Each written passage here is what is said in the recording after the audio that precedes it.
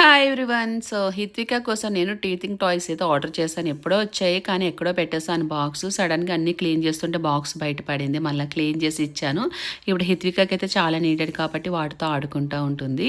And ఇంకోటి solids start చేశాను కదా! లైక్ ఏంటంటే పొటాటో మ్యాష్ రోటి ఆర్డర్ చేశాను. ఆర్ వెజిటబుల్స్ అవ్వచ్చు, ఫ్రూట్స్ అవ్వచ్చు, ఏదన్నా మెత్తగా చేసుకోవాలి కాబట్టి మిక్సీలో ఏదో పట్టుకోండి ఇది బెటర్ అని చెప్పి స్టెయిన్‌లెస్ స్టీల్‌ది ఆర్డర్ చేశాను. ఎలా వర్క్ అవుతుందో అనుకున్నాను కానీ బావుంది. చాలా మెత్తగా అయిపోయింది స్ట్రాబెర్రీ అయితే.